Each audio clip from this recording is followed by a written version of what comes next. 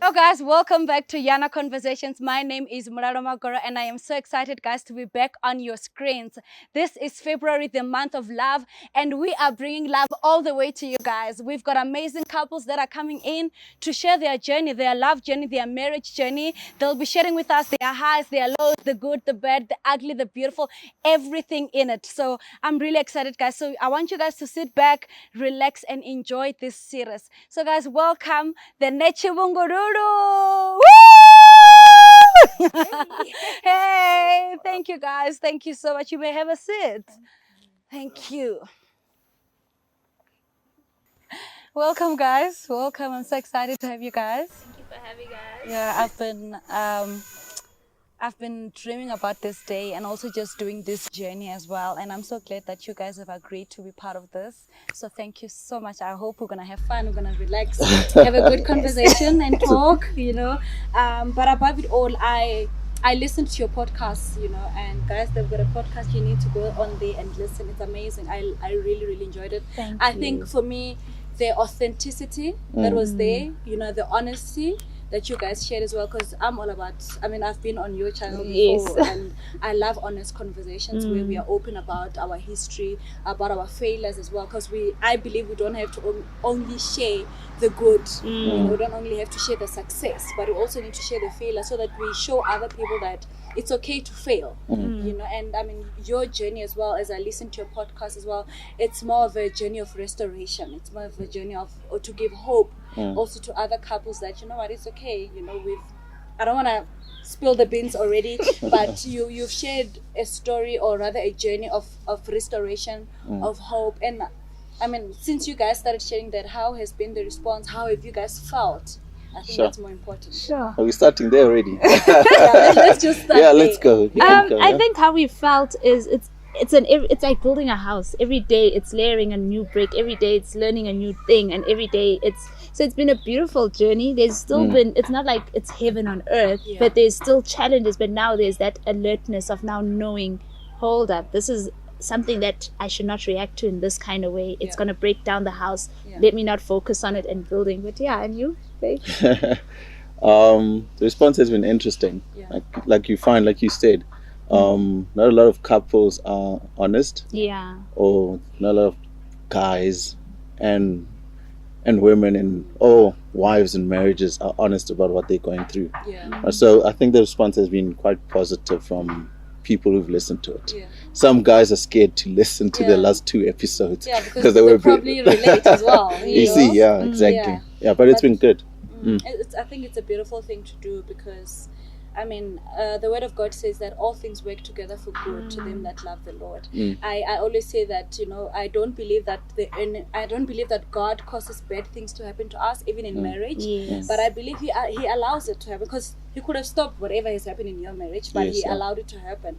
Because He knows that one day you guys have the stamina and the courage, to be able to share your journey to help others. So I really applaud you guys for the amazing work you're doing. So may God richly bless you going forward, and may this grow. I think I sent you a message when I know you are launching something new that's coming up, and I was like, may God bless this work, because the world needs us. The world needs honest conversations. The world needs to know how we fail and how we get up and we still run the race, because sometimes many people, even couples as well, they disqualify themselves because they've failed in the journey and they feel like, oh no, I can't pick up myself again. Oh no, I can't do this again. Exactly. So to see you guys still here together, it's really a blessing. I feel like I spilled the beans.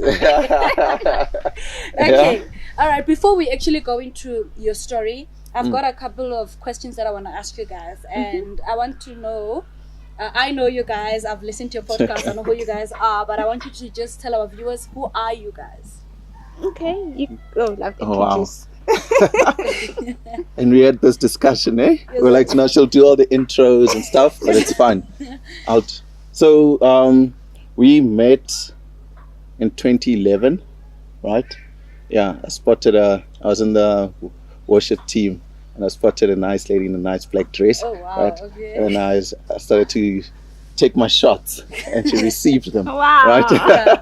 And we dated for I think 11 months, and I proposed and we got married 4 months later. So we got married in 22nd September so you guys 2012. didn't waste time, hey? Not at all. You know what, this is Not the at one. all. Not at all. Yeah, it's amazing because I think when you meet the right person, if I may use those words, when you meet the right person, you know in your heart. Because I remember when I met my husband, we met in Feb. We actually met in the month of love. Yes, so we met in Feb, and by July he was ready. Exactly. So there was like March, April, May, June, July, like 4 to 5 months later. You know, he was ready. So I feel like when you know that this is the one, like exactly. So we've been married now 8 years, right? And we have 3 beautiful kids, right? And it's just been an amazing journey. Yeah. Right, yeah. What do you want to add? And you, Nicci? I guess our names. Important. So I'm Nicole. He's Tabelo. Okay, guys, he's Venda. Tabero. Yes. Tabero. So I call him Thabs. I know you. When I listened to your podcast, you kept saying, "My God, guys, this thing needs a baritone. Venda needs a baritone." It's got a certain baritone, which I'm still learning. 8 years into, 9 years into knowing each other, I'm still learning. So it's Nicole and it's Thabs, but our nicknames are Nicci, Thabs. As he mentioned, we've been married 8 years. This year will be our 9th year. And I think our marriage has been a journey. Like how you came in and you introduced the highs, the lows, the joys. We've gone through that journey. Potholes, curves, overturning of cars. And we have gone through it all. But here we are. We have survived. We've survived. And I think, what else can we share? Oh, we've got the podcast, like you said, Conversations with Nicci. And we're excited to be here to share our story. So, okay, you guys, so you said like you were in the worship team and you saw her in her beautiful black dress and you were like, that's the one. Yes. So I wanted to know, like from your side, like obviously, like I don't like lying. I'm like, when I saw my husband, the looks attracted me to him. Before, because I didn't know him, like he was a total stranger. I think you were strangers to each other when you met him. So with me, when I saw him, like, I don't know him personally. I don't even know if he's a child of God. I know nothing about him. But when I saw him, I'm like, this is what I've been waiting for, you know. So was it the same with you when you saw her? It's actually quite funny, right? a few months before I met her, right? I had said to God, I was like, I'm done with dating. I'm done with women. I'm done with everything. And then I joined this church. And the first time I saw her, right, I just fell in love. I was attracted to how she looks, like you said. Like, you have to be honest. And for a while, I was a bit cold towards her because I don't want women. I don't want no dating, no anything. But your eyes were. But my eyes were there. You understand? And the first time we had a conversation, we just clicked. Everything was just natural. It just flowed and everything. And I think we fell in love. I fell in love from that day one, right? And till the day we got married, and then a week after that, that's when we actually spent time apart. Right? We're not living together, but we would see each other every single day. And then I started working, and I had to travel. So from that day one, it was crazy. I think for me, it was the looks that first attracted me to him. But I even tell him to this day, he was, as he says, he was hot. So I was like, oh, this guy is arrogant. Like, I was like, oh, so he's hot. Yes, I was like, not hot. Oh. He was hard on me, right? Okay. So I was like, this guy is so arrogant. Like, he doesn't greet. Like, because the first encounter with Thabs, I actually met his brother and mother before I actually met him. Because I was like, with this guy, I would see him at church. He doesn't greet. But he would come and put his Bible next to my chair. I mean, like, we're not even, but all right, you don't greet me, but you know. But I think for me, it was the attraction, his looks. I was like, oh gosh, this guy is a good looking guy. However, the stage I was done playing games. So I was done playing games. Even when we met and then we went for our first date, I was like, I'm done playing games. So if we're going on this journey, this is who I am. If you are not about it, then hey, right now here we say, make it clear. Let's make it clear. I'm not here to play games. And he was also the same heart. And I think our conversations clicked. You know, when you talk to a person and you just click, and that was with him. And that's when I was like, okay, God, this is my person. I have found my match. And so when you guys, you know, now you're dating, you're getting to know each other, you know, getting to know each other's personalities, your spirituality as well. Like, what are the things that really put a stamp to it to say, you know what, this is my husband, you know what, this is my wife? So I always found it in the dating world, right? as you're looking for your partner or you're the one. But I always found it a bit tricky to relate to that significant person, like spiritually. Like when it comes to sharing revelation or sharing the word or prayer. Right. So, but when it came to us trusting God for stuff and in prayer, like we clicked. Right? I know you guys. When I listened to your podcast, you guys went on a fast. Yes, exactly. To be sure that this is like, I'm like, oh my God, that is so beautiful. Exactly. I think that's like, what inspired that? Why did you think, you know what, fasting and prayer is really important before we fully go into this? I think the space we were both in, where it was like, we're done playing games, we're done, and if we wanted to both be like, if this is truly God speaking to us, because we were both on our individual journeys spiritually, and it was like, God, if the next person comes through, it has to be about you, not about my own flesh saying, ooh, I like him. So we both came to a decision to say, before we even dated, we were like, we're gonna fast. I was like, okay, this is a test, because before we even officially started dating, I was like, we're gonna fast. It was what, 5 days or 7 days, I don't remember, but we're like, we're gonna fast. We are literally gonna fast. And I was like, if this guy is not gonna fast till the end, then he's not the one. We're not and I think we both, it was a beautiful journey for so me. weird, eh? Yeah. Like, okay, so I took her out to Melrose, right? There's a Thai restaurant called Orient. Now imagine you meet a girl, right? You take her out on a date, and I chose a food for her. Wow. Gave her a menu, like, you're drinking this and you're eating this. And she had never had crispy duck, right, at that time. And on that first date, I opened up. Like I came from we both come from a family that got divorced. I had a child outside of marriage, and she also had a child outside of marriage and stuff. But we shared our stories, right? I had backslidden, and I shared everything, right? And from that day, I thought she was gonna like, hey, this guy has so much drama, right? But from that day, she was open and she was listening, right, and responding, and she shared her story. And on the drive back, I remember Nicci was like, okay, if we're doing this, let's fast, right? And after the 5 days, it will be official, right? So the 5th day, I think it was a Thursday, right? Came to her house around lunchtime. Came to her house. She stayed in Echo Park, like to break the fast, like properly. So we break the fast. So I say to her, okay, she was cooking. I remember this is how I made our relationship official, right? I grabbed her by the hand, pulled her across the counter, and I gave her a kiss. And I'm like, okay, now we're dating. This is it. But then, Nicci, I you know, for us women, we want you to say, can you be my girlfriend? You know, we are doing this thing. I know he says he kissed you, you know, to make it official. But then, did you not want? Because I know in the podcast you did say that you said to him, I think a day or two after, like, no, I want you to say it. I want to hear it. Yes, I wanted to hear, you know, because in this day and age, you don't know. So I was like, say it, and he did say it, and then I think I saw how serious he was when he became accountable. So he said it, but then we went to our leaders, and then we're like, we are now dating. So I was like, okay, it's official now. Yeah. Sure, that's beautiful, guys. So, you guys have been married for 8 years now. Yeah, this is gonna be our ninth year this year. This year you're celebrating 9 years. That's amazing. That's amazing, guys. So, as a couple, what has been your biggest lessons?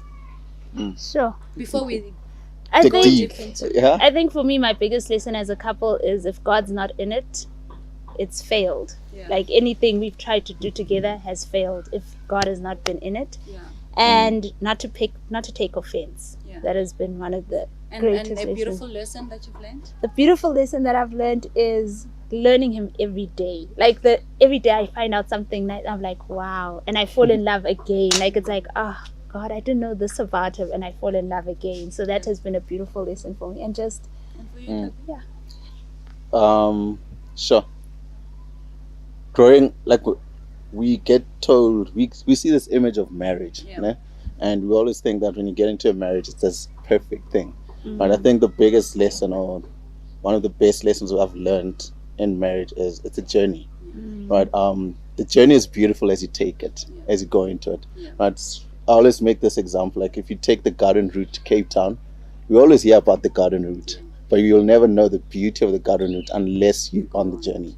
Right? So I've started to enjoy Nicci daily, you understand, and not judge her on, you need to be like this, you need to be this type of person. Right? So we've come to a point where we accept each other for who we are, and we're starting to walk the day, like take the journey day by day. And like one more thing, like what she said, the biggest thing, and it's funny enough, when we're courting or dating, everything we did, God was in the middle of it. It was always, let's ask God, let's talk to God. And we learned the moment we removed God and just made decisions without Him, things would go a bit sour or things wouldn't work out. So we always keep God in the middle of things. That's all beautiful. time, That's beautiful. God has to be the center of it all. Because otherwise, if we try to do this, that's why the Bible says it's not by might, nor by power. Exactly. Because once we try and do it by our own might and our own power, that's when we lose it. Yeah. And I know that in your journey, guys, you've also lost it.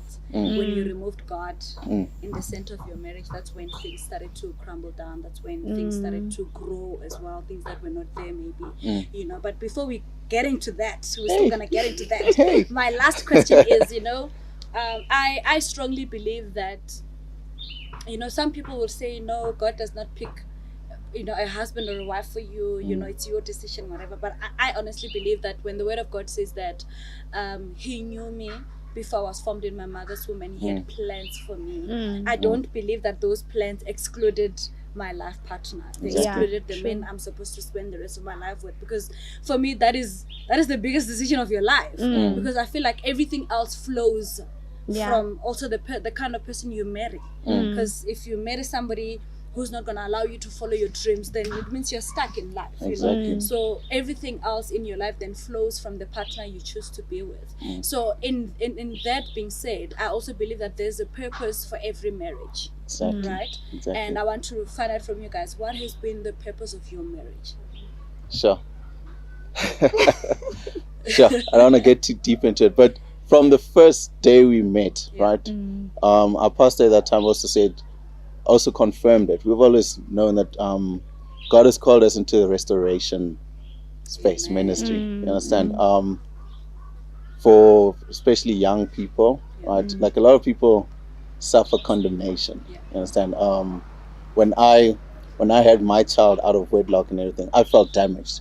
You understand? And she also felt damaged, like she's damaged goods and stuff. But the way we met, I shared my testimony with her. She shared her testimony with me as well, and that put us together. And we started this restoration journey individually, right? And also to show that, hey, you can actually do this blended family thing. Like God restores, and it doesn't restore for this couple to be different from a couple that didn't have sex before marriage. God restores to His full glory. You understand? So just to answer your question, I believe that we've been called into the restoration space. Beautiful. That's beautiful, and I'm glad you said that, because I know God has also called me for that. And I believe like our journeys and the stories we've been through. Actually, I was thinking about it actually this week. I'm like, God, the way God is so amazing. He says, I have a plan for you, right? He plans our whole lives, like from beginning to the end. He knows the purpose I'm supposed to pursue and complete on earth, right? And the devil comes in, he brings in and isn't it amazing how those challenges or whatever the devil brings actually fit perfectly into for the purpose of God. Like it's amazing. It's amazing. Like, it blew my mind away when I'm like, how does this thing work? Like, I mean, does the devil know that this is my purpose on earth? And he's like, no, let me challenge her according to God's will. Like, exactly. Anyway, let's not get into that. But it's just really amazing. So, your journey, guys. I know that there were areas in your marriage, like a marriage, let's say it's a marriage box, there are different compartments in there. There's the issue of communication, there's the issue of finance, there's the issue of what else? In-laws. What did you say? In-laws. There are like all those different compartments in one box called marriage. And as I listened to your journey, I know that you guys had issues when it came to finances, when it came to communication, and then when it came to infidelity in the marriage as well, right? And I want you guys, not in so much depth. I want guys to still go listen to your podcast to hear the whole journey, but I just want you guys to share. Maybe we can start off with the communication part, because I believe that's where everything flowed, or was it from the finances? Yeah. How was the flow there? How would you say the flow started? Okay, from what I listened, you can correct me if I'm wrong. It started from the finances, then it flowed to lack of communication, and then it flowed to infidelity. Yeah. Okay. Can we start with the finance part? Like, Sure. how did you guys get it wrong, and how did you guys get to that stage where you started to fail in the? It failed. Sounds very harsh. Yeah. Let me jump in there a bit. Yeah. So,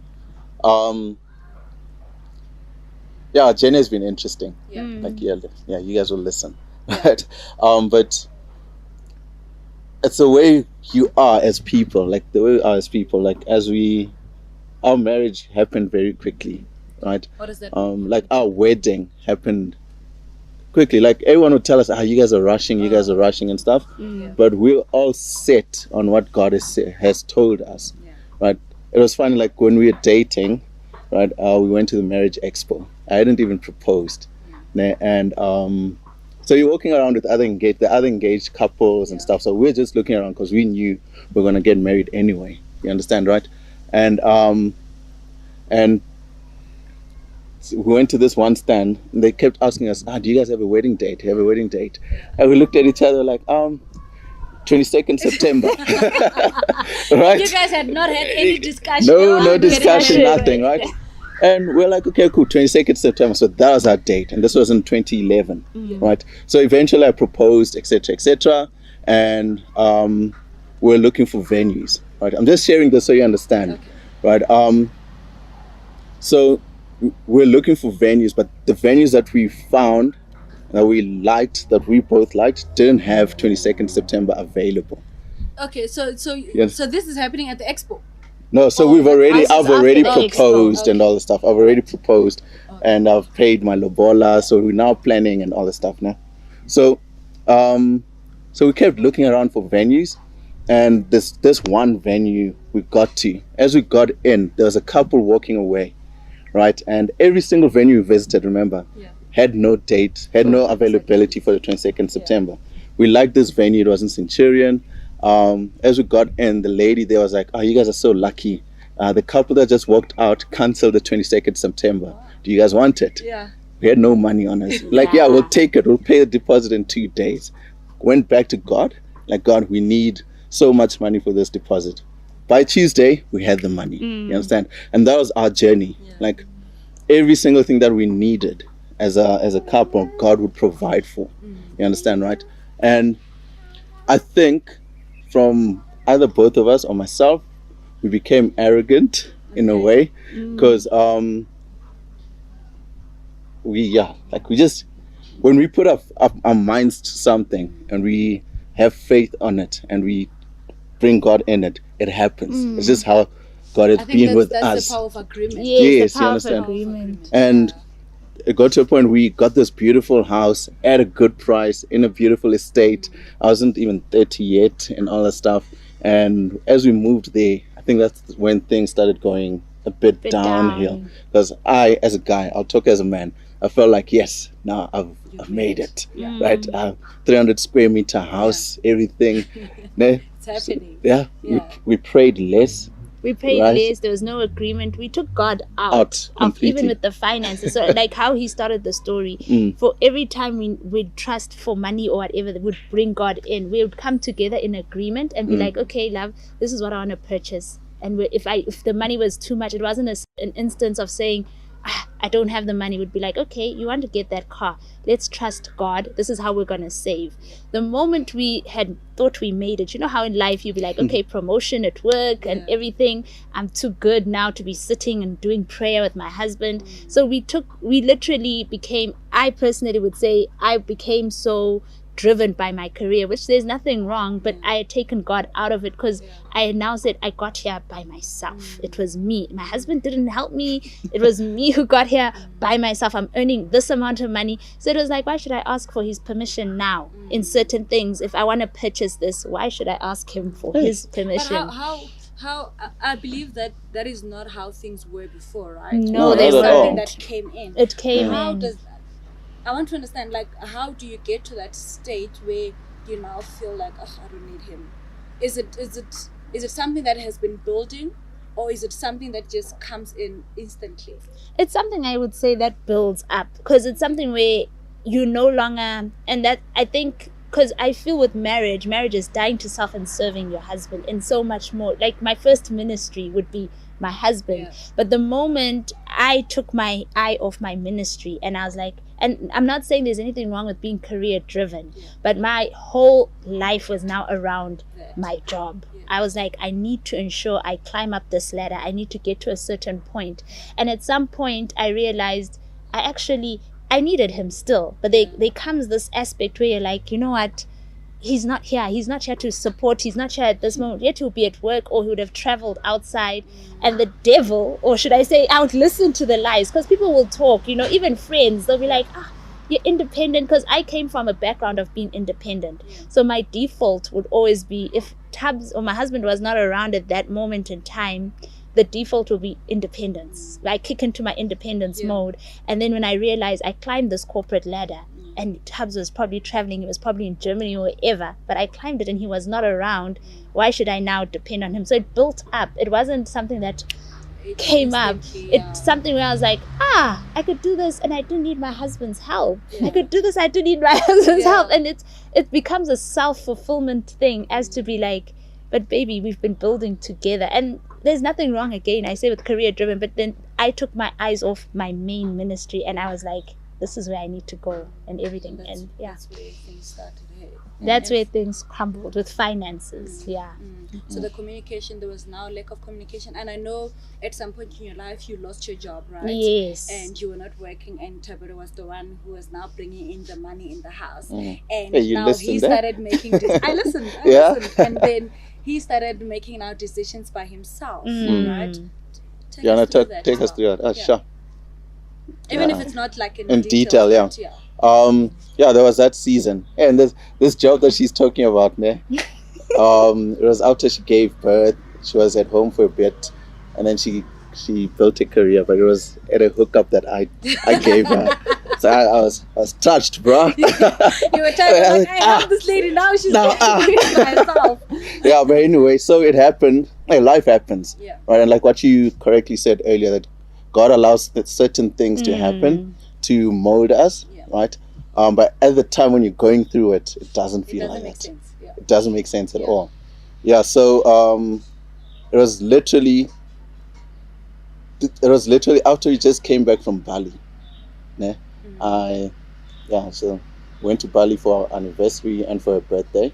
I'm the lucky guy who has a wife who has a birthday 3 days after our anniversary. Wow. But no, actually with us as well. Like, so with my husband and I, his birthday is in October. Then our anniversary is also in October. Sure. And my dad's birthday in October. Sure. It's amazing. So as we flew back, I worked for a week, and then a week later I lost my job. Right. And as a guy, you go through this time where you're like, okay, it's fine, this has happened, but I'm not gonna give up. Right. I'm still going to provide. So I went into this mode like, I'm provider. Right. And without actually facing the pain that I'm actually going through. You understand? So I wouldn't be able to come. It's easy. If I'm talking to a guy, they'd understand. I'm sure you guys would understand as well. But it wouldn't be easy for me to come to my wife and say, hey, I'm broken. You understand? For me, my stance was, I need to make sure everything stays the same. Can I just come in there, Thabero? I know a lot of men think like that. Like for them, money, it's like their ego, if I may call it that way. Exactly. It's where their ego flows from. If they're able to provide for their families, that's where their ego flows from. Yes. And I feel like you guys carry such a burden without sharing it with your partner. Exactly. Because had you been open with her to say, listen, babe, okay, I've lost my job, money's not coming in as it used to, I'm sure the load would have been much easier. Exactly. And some of the things would have been avoided had we communicated and been honest about how things are and how we feel as well about the situation. That is very true. Yeah, that's so true. Unfortunately, on hindsight, we would, right? And I don't know why guys think like that, but we are told that as guys, you hunt, you go out, you come back if you go back to olden days, you come back with a kill, and the wife prepares the food. You understand? That's what we're told. And immediately, as soon as that happened, literally, I say immediately, 3 days after that, set up another business, another guy, and I was traveling in and out. Now imagine, it's a crucial, I think it was a vulnerable time in our relationship, right? It was around October, and now I'm traveling to Cape Town Monday to Friday, right? And at home just for 1 day. You understand? And she was going through her own stuff at her workplace as well. Cases of racism, yes, South Africa problems. Yeah. Right. And at that point I couldn't be there for her as well. Right. And I could see the stress and the pressure she's under. Right. And she wanted to leave as well because the pressure was just too much. And I was like, no, it's okay. I'll provide. You understand? And her leaving her job, right, added more financial stress on us. Right? So now when I talk to my boys, right, I don't say, hey, this is what's happening, I'm being a man, I'm being this. Like, my wife, she can see that I don't have a job. She just quit her job as well. You understand? So it really, it was a thorn in your flesh when she left her job. Yeah, but exactly. But I think the aspect of us not communicating, because I didn't know his brokenness at that time. So when he's like, you can quit, for me it's like, okay, if my husband's saying I could quit and we're managing, I'm like, all right, sharp, I will quit. And I don't know, I always say to her, maybe it's a vendor thing, right? Or it's a Limpopo thing. We have that pride, like, my wife, don't worry, everything is okay, we'll make it happen. You understand? But she quit. It wasn't her fault. I didn't open up, right? And then that's when things are going downhill slowly. That's in the snowball. It became an avalanche. You understand? And so we needed to move out. So the agreement was, okay, we need to downgrade and just start again. You understand? Because I remember this conversation. I felt like God is taking us to a place where He wants to work on us, right? But the way we're so apart, literally, like, it's a marriage show, ne? Like, there are no kids around, ne? Right? Later, we'll still make love, ne? But we're worlds apart.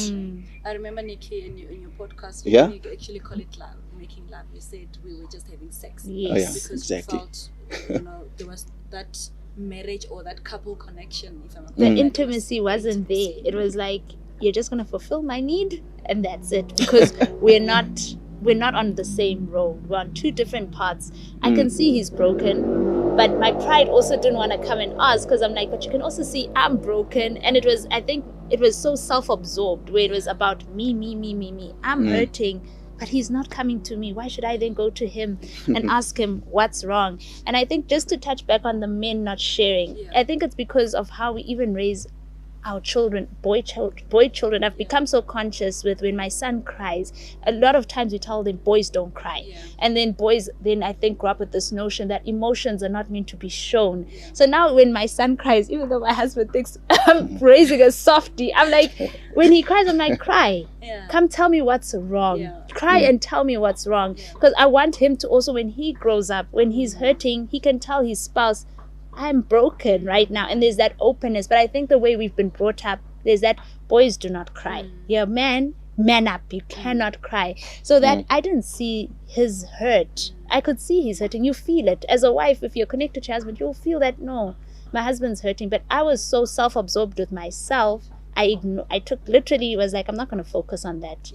It's me. He's not noticing me, and he's not. Yes, you want to downgrade, sharp, we'll do it, because we are good at business. We can be business partners in this relationship and everything. And then, like he says, from there, that's when, because from finances, when your communication is gone, that's when it now becomes a quick avalanche, like it's falling. So the communications are not the communication. The finances are crumbling.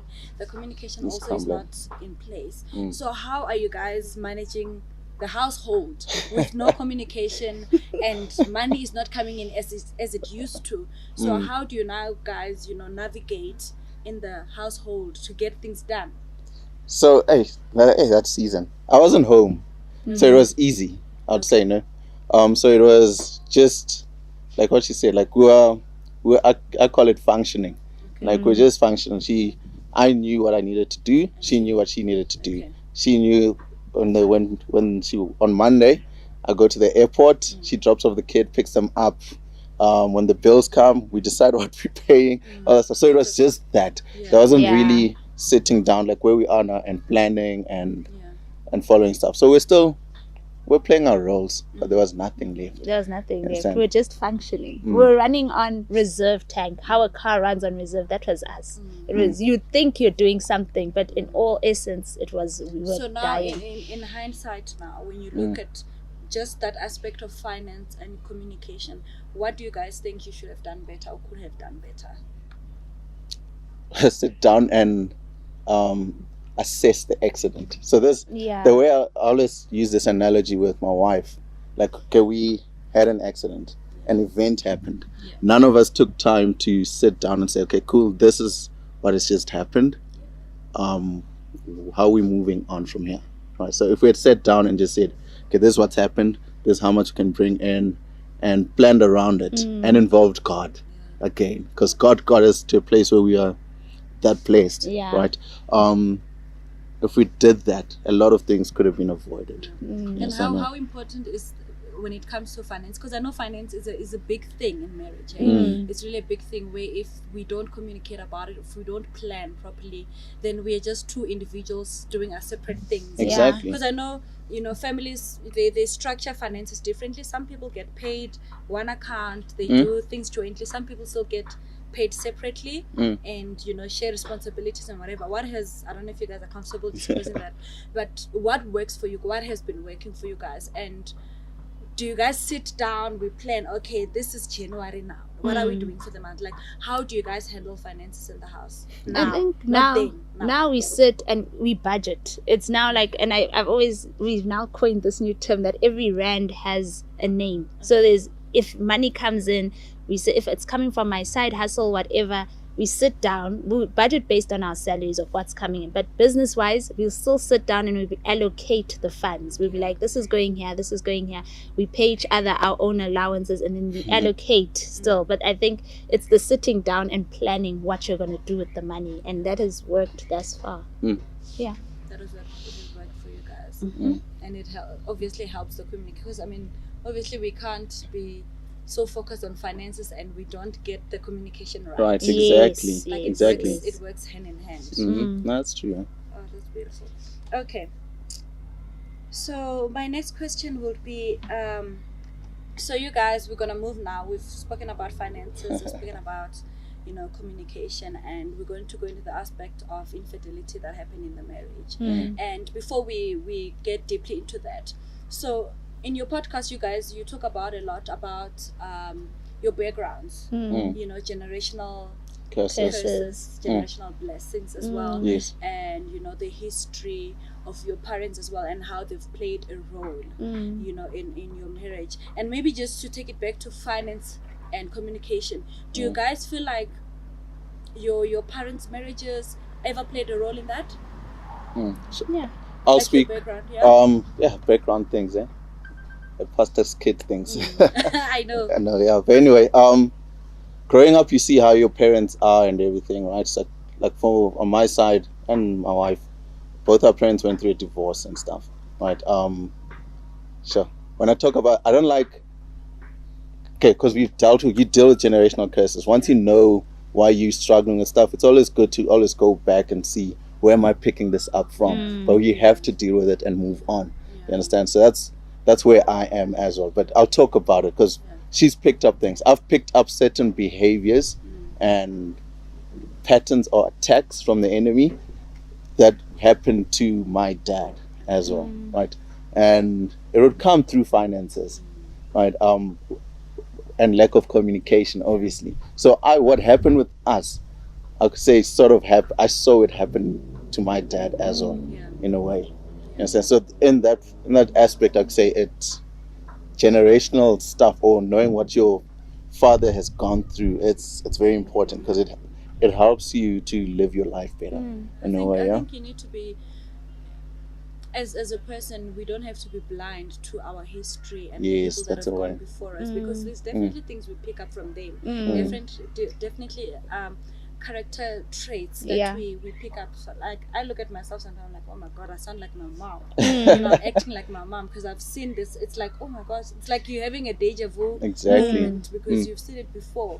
So for you, Nicci, like, how has generational curses, I don't like the word curses, but that generational flow come into your marriage? I think with me, because I always say we grew up with our parents. It's 18 years or 20 years, however long you've seen, and that's, you grew up seeing that, and that's what you know. So when I come into doing something, it will be a default of, I've seen how my mom and dad handled this, so that's what I know. With me, it was the independence. My mom, because my dad left to go overseas, and my mom was you could practically call her a single parent raising us up. So for me, when things hit the roof, or when it's tough in my marriage, because I saw my mom able to run a household on 2 girls and by herself, my default is, if my mom could do it, so can I.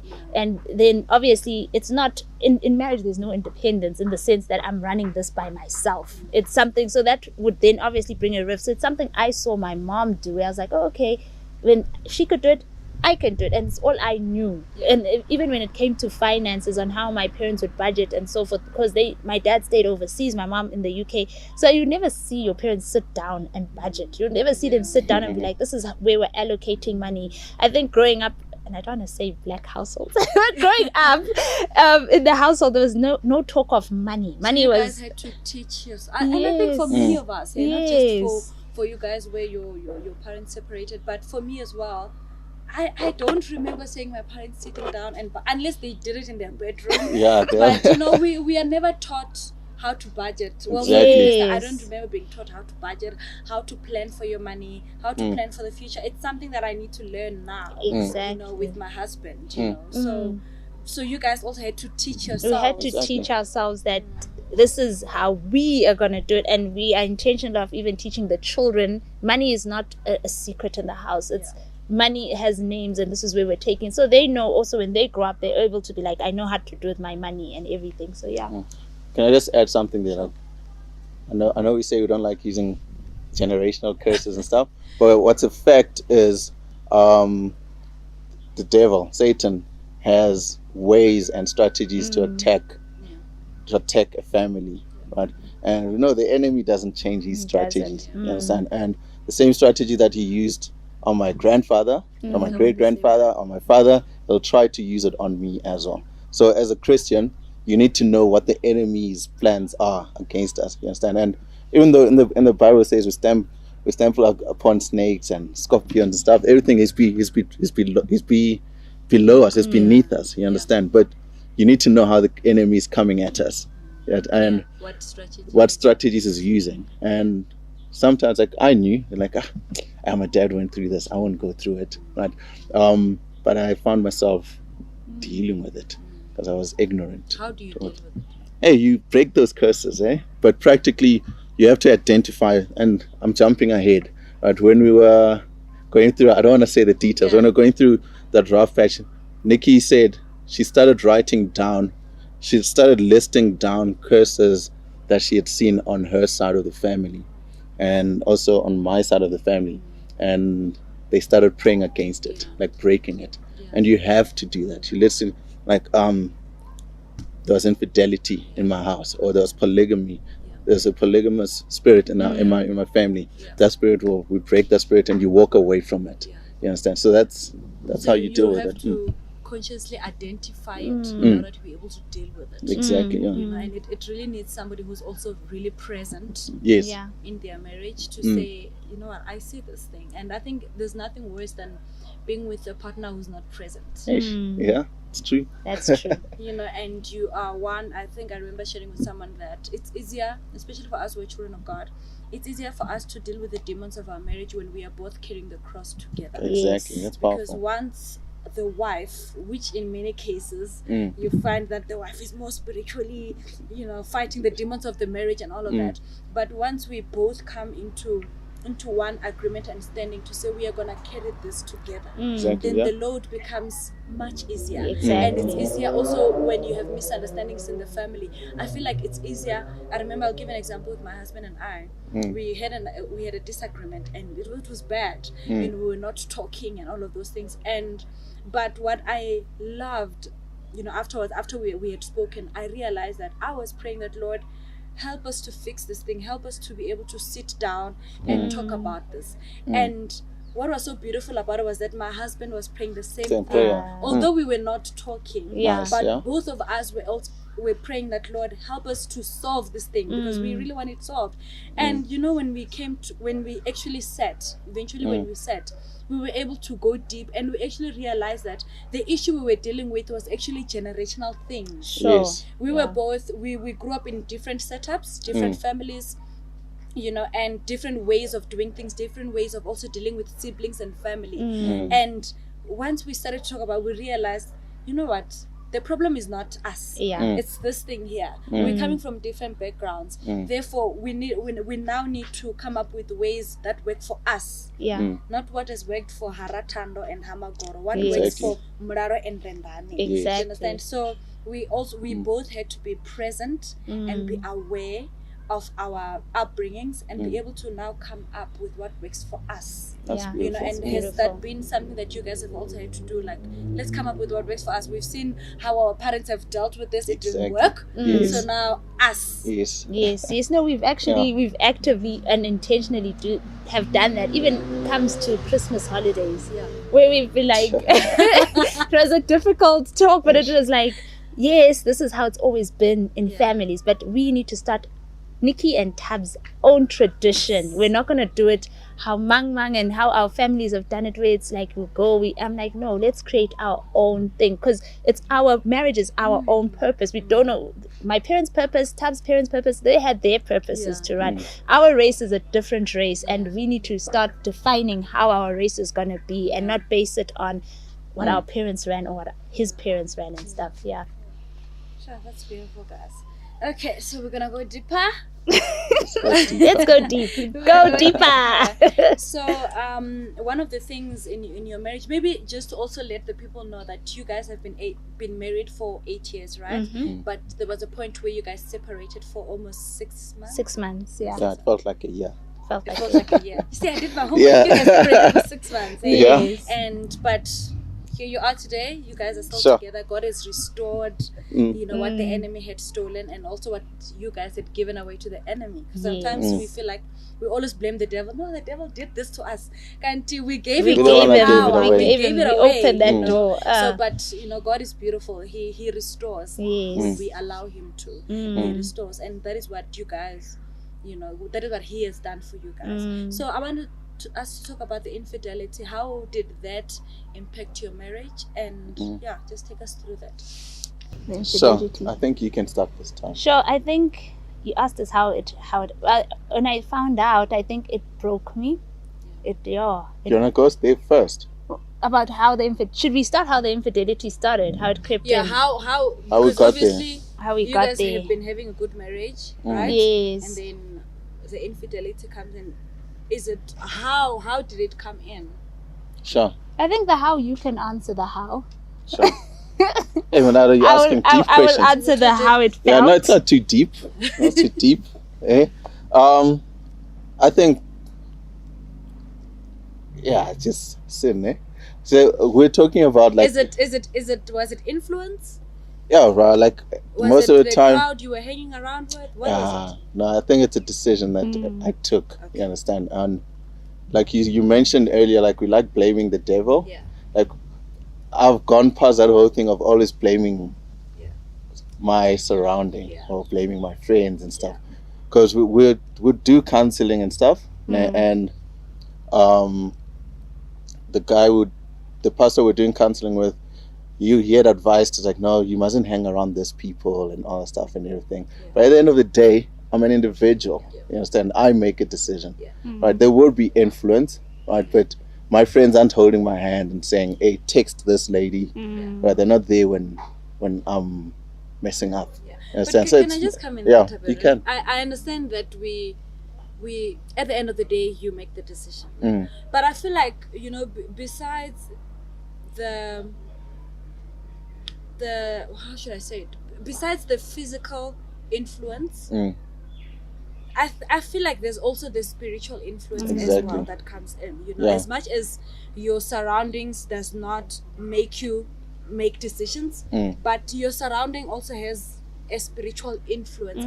I think, you know, that's why even if they are not there, I could act like them. Exactly. No, that's very true. That's why even the Bible talks about the way of the believer, where we should walk and where we should sit. Like in Psalms you 1. You don't sit with the scorners, you don't sit with this, because there is one way or another. There is an influence. We rub off on each other. Do. Exactly. We rub off, you know. So I was going to get to that stress aside. So no stress. So like that time when we were not talking, and I was playing Superman and not talking to my wife and all that stuff. The streets called me. So just found myself in the streets. You understand? You know what I mean by that, ne? And like what you're saying, like it says in Psalms 1, like when you walk around with the scorners and all the stuff. On your podcast. Yes, I did. I did. Like I found it, like there's this lie in the world that it's easier to talk to people in the world because they welcome you and they don't judge you and all the stuff. But that's how I feel the enemy sets it up. Yeah. You understand? I felt at that time I couldn't talk to anyone in our church, right? Because we're trying counseling, ne? But those counseling sessions would sit in. I remember, and I shared this with my wife. We'd be driving to this pastor, this session, and I know as soon as I sit in, all guns are on Thabs, and every single thing that Thabs is doing wrong. So sorry, Thabs, just to come in. So you guys had the issues with finances, the communication, and that is what led you guys into that is what led you guys to go into counseling. Yeah, because you were doing counseling before all that stuff. Yeah, because we already had issues and stuff. We picked up that we're not okay. You understand? How important is counseling in marriage? It's very important. It's very important. But with the right person. With the right person, it's very important. And I think go to it before it's broken. So when you start seeing that we're not understanding each other, and I think it's also in the Bible, you bring in another person who's neutral, who's not going to be choosing either one side, and they come in with godly counsel. But I think it's very key, but with the right person. So when you say the right person, like how does the right person I think someone who is neutral, but my main goal is someone who is so grounded in God and will give you spiritual advice and not earthly advice. So if I hear that Thabs has cheated and I love Nicci, for example, I would not be choosing Nicci's side and be like, you cheated on Nicci, and because as humans you would be hurt by that and you make a judgment from that pain. But from a spiritual aspect, if you're saying, okay, this has happened, but what is God saying? That's why I say the right person is a person who's so grounded in God. Because I can come in and give you psychological advice, I can come in and give you clinical advice, but what has God said about your guys' marriage? We need a bit of both, right? We need a bit of both. Right. So so I ended up in the streets and stuff, right? And I wasn't talking, right? And like what you correctly said as well, that where you are, it does influence you, even spiritually, right? So it influences the decision making, right? It becomes easier to now entertain other girls and all the stuff, right? So as we moved, eventually I got a job, right? And there's this sense of relief, like, provision is back. We had moved into a house and everything. But instead of coming back to my wife and us sitting together and celebrating and being thankful, streets, right? I went to the streets, chilled, felt like I needed to take a load off and just chill with my boys and stuff. Understand? And I then defaulted back to that kind of life, man, just clubbing and all that stuff, right? And entertaining girls, right? And now I'm there, right? And when you're out there, obviously you'll get attention. You understand? And I didn't reject the attention. I love the attention. I wasn't getting attention from home. You understand? And I'm not blaming her, but that's how it felt. Like, this girl is seeing me. And it felt good, and I entertained it, right? And I allowed, like when we talk now, my wife would say this. Yeah, she actually had a dream. Yeah, Nicci's dreams. Hey, this one. She had a dream. It was after, we always joke, my friends and I were saying, this one is CIA. In the spirit. Spiritual CIA. Yeah. It was after I went out this Friday, and obviously we're chilling with a group of girls and all that stuff, having drinks, etc. And Nicci in the morning is like, I had a dream, and there were people in horses. I'm paraphrasing it. And the gate was wide open. Right? And there's horses and there's people were just walking into the yard. Yeah. You understand? And as she said that, I knew what door I've opened. Right? But she'd see it in the spirit like, hey, there's something else that's entering our yard over here. But I knew I've opened a door for the enemy to come in. And to not spiritualize things, I just started entertaining females and enjoying the attention. And then it grew worse and worse and worse and worse. Right? And she found out the worst part, like when the enemy wants to expose you, like he'll choose the perfect time to expose you. It sort of works vice versa. Like God waits for the right moment to put you out, and so his glory shows. The enemy waits for the right moment to expose you, so his glory shows as well. I can't call it glory, but he does that. You understand? So when I was found out, her mom was at home. You understand? At your house? At our house. We were hosting her. And yeah, it was not a pretty sight. Yeah? And I think that's just 3 months before we actually separated. Right? Because now I was like, this girl, I've worked so hard. She quit her job. Now I'm creating stories now. So I go out to the streets like, my wife is ungrateful. Right? And I'm telling other people there like, my wife is ungrateful, this and this, she keeps accusing me, she's tracking me and all that stuff, and I'm building this barrier between us, which is not true at all. You understand? Do you think you were building that barrier because you wanted to defend the way you are now living? Yeah, definitely. It is to defend it, and you're not facing. You're coming up with a reason. That's why I'm doing this stuff, right? I got to a point where we unfortunately had to split. Okay. Before we talk about the separation, for you, Nicci, like your husband now, there's no communication in the house. Things are bad at home, and now your husband, like in his own words, he goes out now to the streets, and you have to stay home. There are kids as well involved. Like, how are you processing everything at that time? Sure, I think for me it was difficult, but at the same time there's that lie that I was believing that I'm independent, I can do this. But then the moment I found out they were now women, then you question yourself as a woman, as in, but what am I not doing right? How are you going for that? And what's wrong with me? When you left at home. And you then obviously believe the lies that I'm not that slay queen. I am this person and he's loving that person. So it was, to be honest, it was very difficult. But I think having that independence also kind of pushed, let me say, there was still a God aspect, because I still did love God, but I was not really close to God. So there's still that strength that was coming from God to say, I can't crumble for my children. I still need to keep the household running. Yes, this guy is out, he's coming home at odd hours, but the house still needs to run. I saw it crumble with my mom and dad.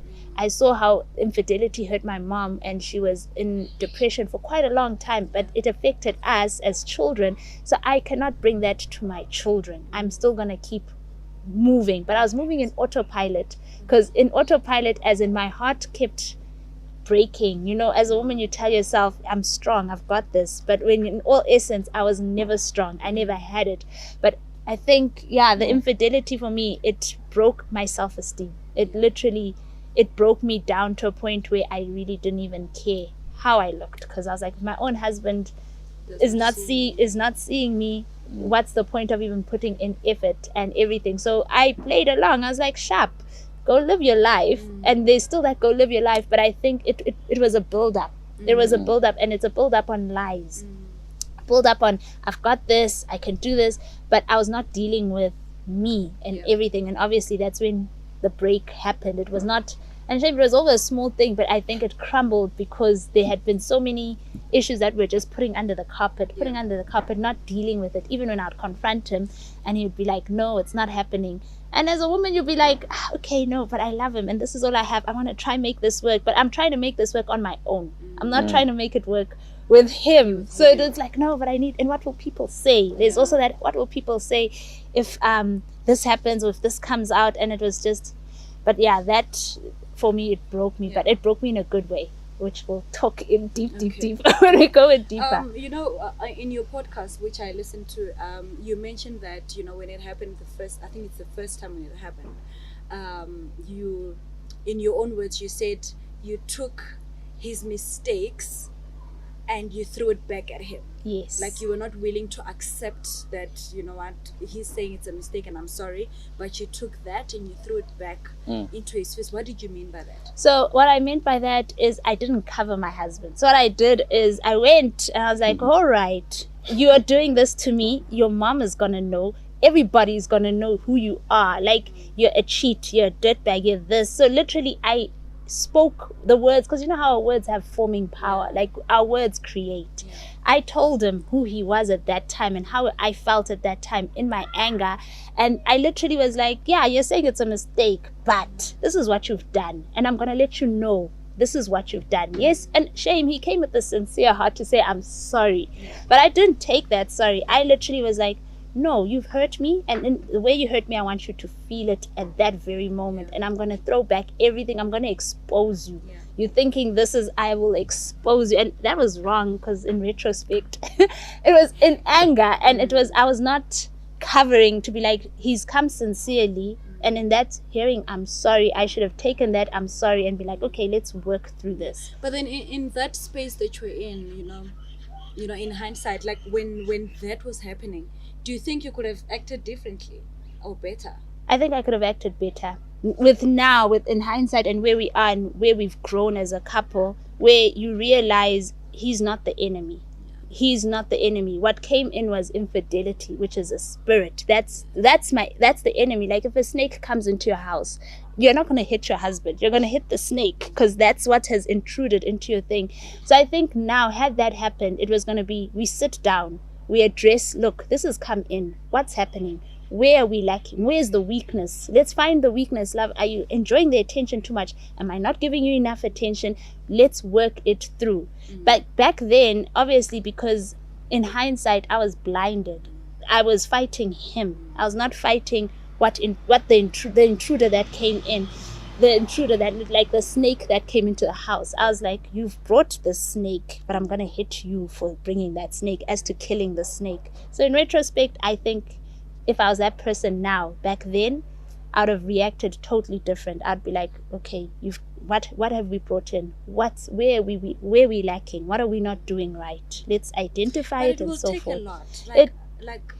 Now, even now, I believe when you say now, it's because maybe you've also grown spiritually. Yes. But the flesh is the flesh, and when the flesh is a thorn, you react. To the flesh, And I think it will really take a lot from someone to be able to say, okay, I hear what you're saying. No, it takes, I'm not denying, it takes so much, but it takes, in as much as it takes so much, is also, we shouldn't forget we've got the Holy Spirit, and who's constantly, if you're in communion with God day in, day out, the way the word says, you renew your mind every day. We have to constantly renew our minds. And for God to have written, you renew your mind every day, it's not a coincidence, because every day I need to tell myself, I'm dying to flesh. I'm going to have to be patient. I'm going to have to be kind. It's a constant reminder every day.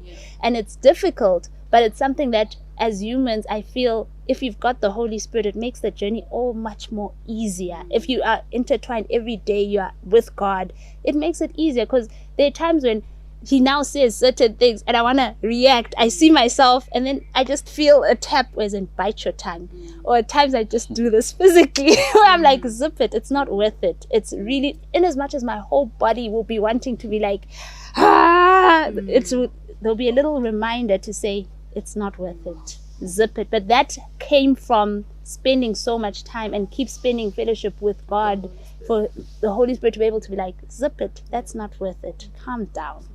So the infidelity happens, and he's open about it, he's honest about it, that this is what I've done. And obviously it was a difficult time for you guys as well, for you as more especially, you know, to be able to forgive. And you guys still went for counseling, right? But then this thing then happened again. Am I correct? Yes. This thing happened again. And take us through the second time when it happened. I think for me, when it happened the second time, I'm like, you are not learning. Like, you're not remorseful. There's no forgiveness. What's this? I'm like, God, no, that 77 is out of the window now. Yeah. This is my breaking point. Because I think for me, it was now an instance of, you're not sorry. If you were genuinely sorry, it would not happen again. You would genuinely come to me and be like, this is where I'm at right now, and everything. So for me, when it happened again, I think for me at that moment in time, I was like, okay, God, you have not brought me here to suffer, and I am out. I cannot live through this. This is not my life. I don't care what people will say. For me, this is it. I'm done. And I think that's when I was like, yeah, I'm done. I even sent him a message, and I was like, yeah, you can go be with the girl at that time. You can go be with go live your life with Mang Mang. You know, I spoke it forth. I was like, go live your life with that person. This is not me. I know my worth. I'm not worth this right now. And that was my breaking point. I was like, nah, you can't do it a second time round. It's just not right. For you, like, how did we go to the second time? How? Yeah. Sure. Because I believe, you know, from your story, the first time you really did, you were remorseful and you accepted that this was wrong. Then how do we now go back to doing it for the second time? Yeah, I think it's just like the same thing, eh? If it's, I always say, you know, like in the Bible it says like repentance. Like, you know, like when you talk of true repentance, like you growing up in youth, you turn 180 and you walk away, right? And to answer your question, the reason it happened again because I hadn't repented, I hadn't changed. You understand? Like you can. That's important. Yeah, you can sit. That's why I say, hey, church. But anyway, so you can sit in front of a pastor and say, yeah, I'm sorry, it won't happen again. I won't do it again and stuff. But if the person, I hadn't truly repented. You understand? I was like doing it for the show, for everyone to be happy. Like, don't worry, I'm okay, stuff. And then you still sit watching your series like this with your phone and all that stuff, you understand? But to answer your question, I hadn't repented. So nothing had changed. Yeah, and then I think God had to allow the cookie to crumble. And that was, I don't know if we're getting into that yet, but we'll talk about that. Yeah, we can get into it now. Yeah, so it was over such a, like what Nicci said, like when we separated, like this huge fight broke off over such a tiny little thing that she wasn't, it started off because she was sitting upstairs in the room and I was trying to get hold of her, but she wasn't responding to my messages.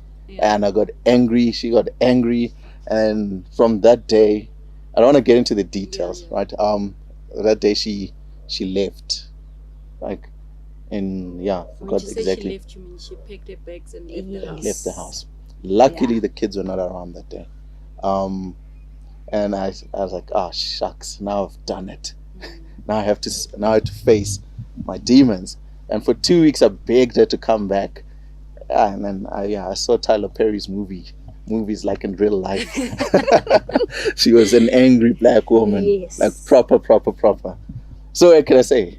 Like suddenly, like would meet like at a restaurant, trying to sort things out, trying to get her to come back. And this girl would order food and a drink. And she's like, aren't you eating? We're like, dude, in this time we're talking about serious stuff and you wanna eat. But anyway, so it was crazy. Because I really wanted it back because it was weird for the kids. Because you can't keep saying to the kids, we're doing a sleepover. So the kids stayed? No, they stayed with me. And then eventually they came back for a week. Yeah. And they're like, Nate to keep saying, is mommy still at a sleepover? Yeah, and you can't keep up with those kids see these things.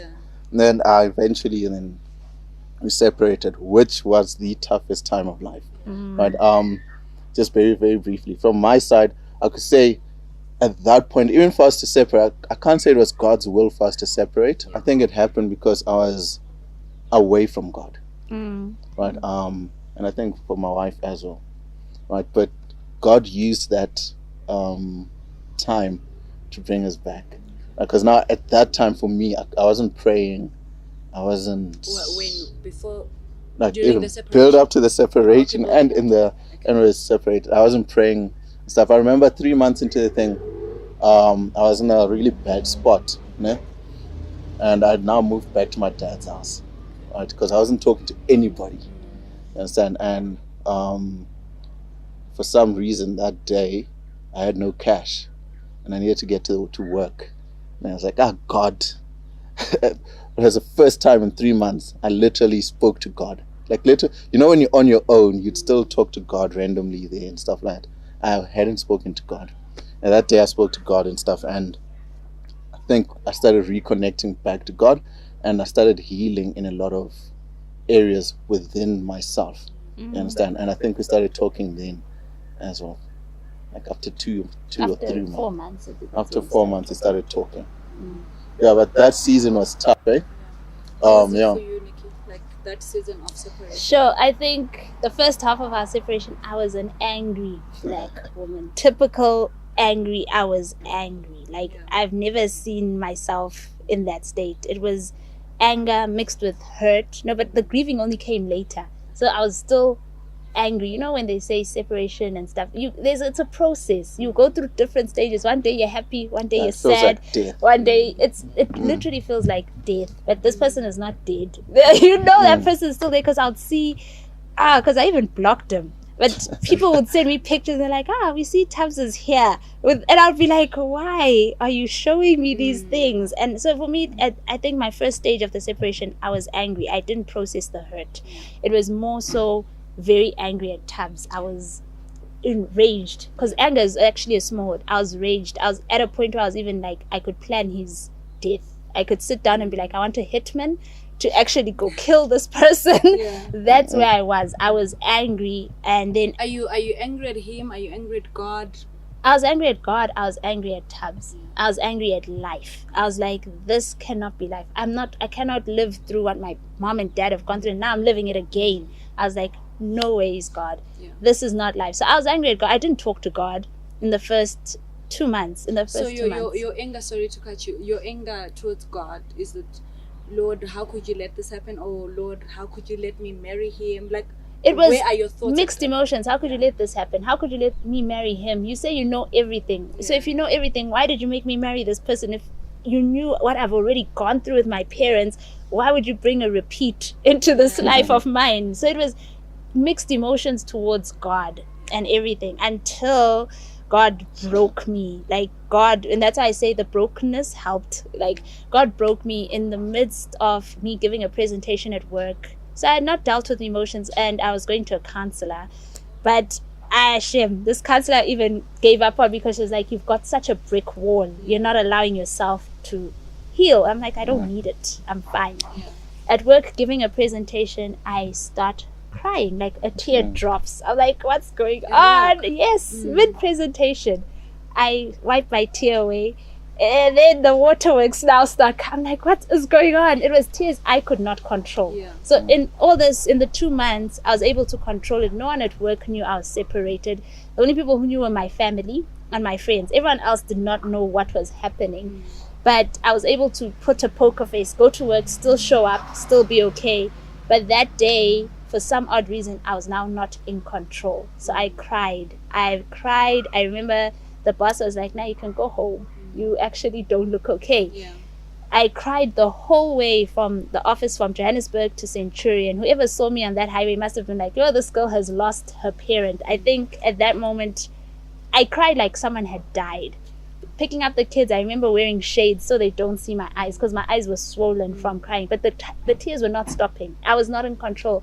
I called the counselor. I'm like, I'm crying. I cannot relate to this emotion. What is happening? And at that moment, she was like, thank you. You need to cry. I call my sister. I'm like, no, I don't need to cry. I call my sister. I'm like, I'm crying. I don't know why I'm crying. My sister's like, thank God. I thought you were not human. And I didn't understand why these people are like, thank God. So I cried. I left the office at 10. I cried till 10 p.m. You know when you're now tired of crying, where there are no tears and you're just like, that cry when there are no tears, but you're still And then there was that soft voice where, are you ready to hand this over to me? I was like, what? Because prior to that, I had not spoken to God at all. And I'm like, hand over what? And he's like, are you ready to hand over the marriage to me? Because you can't do this on your own. I'm like, I don't think I want to hand over the marriage. I want to hand over my pain. And he's like, I want your pain. And obviously, that was the Holy Spirit. And this was at 10 at night. I was sitting on my bed. My eyes were swollen. I had a headache. And he's like, say it. So I had to say, God, I'm handing this over to you. I'm handing my pain. I'm handing it over to you. And that was the first night from the time we separated that I had a full sleep, a full restful sleep. And that was when I woke up, I felt so much lighter. I didn't understand what had happened the night before, but I felt like, okay, so now God is wanting to take hold of this whole thing. And then fast forward, he walks me through, and I'm going to paraphrase the whole thing, but what he then did in my separation, he then was like, it's not Thabs who broke this marriage alone. Because prior to that, I was looking and like, yeah, Vele, you're the one who broke this. It's your fault. It's your fault that we're here and everything. And God just started revealing it was not him alone who broke the marriage. I played a role too. And my role was, one, I was not that wife who would love and care for him. When I was angry, I would act out of my anger. As to going back to Corinthians, God made me read Corinthians, what love is. Love is patient. Love is kind. And I'm like, I know that. And he's like, but were you those things? And I was like, why are we shining the light on my wrongdoings? At this moment, why are we shining it all on me? And he even took me back where generational, I don't want to say curses, but everything that happens in the past plays a big role. Because God took me back to a journey of a vow I made to myself with my dad. So my dad, when I was a kid, hurt me. He took me back to that memory where he hurt me and he didn't show up to one of my sporting events. And I remember saying, I will never need a man. I can do things on my own. And this was a 10-year-old person saying this, but that was a vow I made. Our words have power. Where I'm living today, it's what I've said either 10 years, 5 years, 2 years down the line. And God was like, I need you to break what you said back then.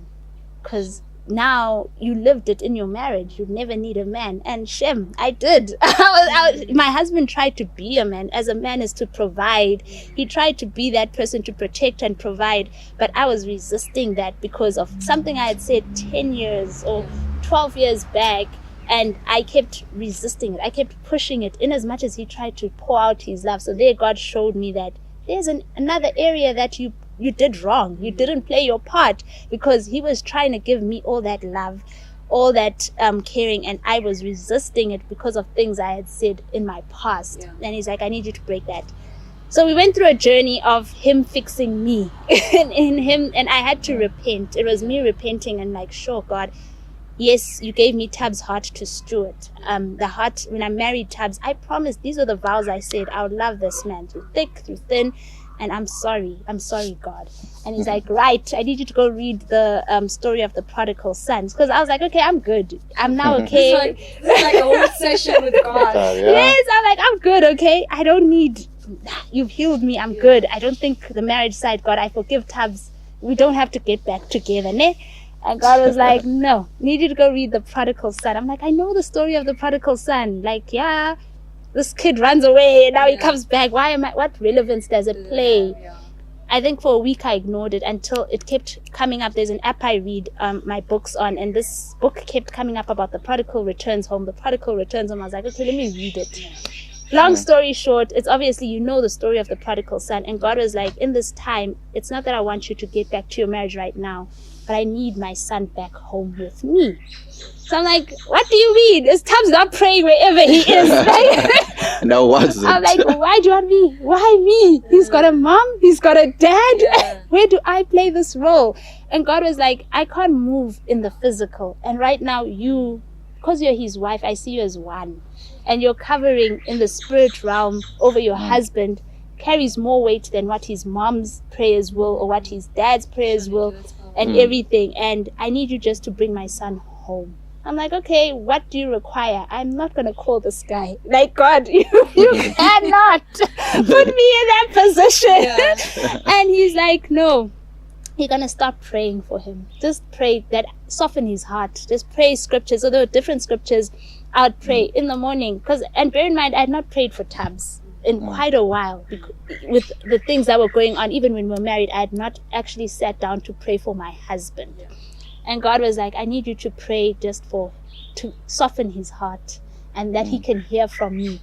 I'm like, all right, great. And then God gave me another idea to send Bible verses to him. And I was like, not with my number. He cannot see that it's me. And he's like, no. He's like, no, go online. I found a free online thingy, and I'll send these Bible verses to him. When we got back together, he's like, those verses were so important. They came at the right time. Yeah, I was like I'll be walking and I'll be going through that very thing on that day, ne? Yeah. And this verse would come through. I look for the numbers, like, who's this person? Like, what's going on? Who's this person? Right? But it was, and then that brought me back. Like, that brought me back to, like, God, actually there's someone out there. So I think then, so the prayer was for God, for him to return back to God. And also in that space, God, then I literally lost a lot of friends. And family. It's like God took me into isolation, into hiding, because at that moment, the people that you have around you, what they will say, because your family loves you, they'll want the best for you. So they're like, if we're happy with your decision. And at that time, God was like, I'm going to isolate you. And in this time, I'm not going to put you with your family. And I literally had to get into isolation and not speak about what God was saying at that time, or say what God was saying, or be with this friend. Like, God made it so obvious to me, like, this person's not for your marriage. This person's not for your healing. This person, and it was literally shedding off a whole lot of people. Yeah. And eventually, I had this friend from overseas who called me, and she's like, you don't have to tell me details, but I'm here to pray with you. So I was like, that is God. So we prayed it through, and then come the time we then start talking, which was September, God is like, it's your anniversary. That's the day we actually started talking. He's like, it's your anniversary. Send him a happy anniversary. I'm like, no, but God, we've been doing well. I'm sure you're doing what needs to be done. Yeah. Why do I now have to call him? God is like, just say happy anniversary. Because you guys are not divorced. Yeah. You're not divorced. According to me, you're still one. I then sent happy anniversary, but obviously still putting my spice in. I'm like, hi, Holy Spirit. I still need to add spice. I was like, even though we're not together, it's happy anniversary. 8 means, I gave him the biblical meaning of 8. It is 8. Oh, 7. 7 means this, and I'm like, it means we're complete, but we're not complete. And I was like, I added my spices. And then he actually was like, happy anniversary too. And then from there we started talking. And then I think the journey of us, we started dating, if I can put it like that. It was dating, but in it. So that's like you started dating before you actually came back to one house. Or she was my girlfriend. Yes. And then And what was happening to you, during this? For a long time, I felt. Sure. Okay. I didn't understand the drasticness of a separation, because when we separated, I was like, no, we don't need to separate, because I also saw it with my parents as well. And I kept saying to Nicci, no, you need to come home. We can face this together. So the separation for me was devastating, if I could say, right? Because I didn't see any way back. You understand? And I was angry at God for that, and angry at myself for allowing this to happen. And like she said, I was prodigal son, eh? I owned the streets. I wasn't in the streets now. Right, it was bad. So you were living your life? I was living, I don't like saying living my life. I was running away from facing myself. I remember around October somewhere, I'm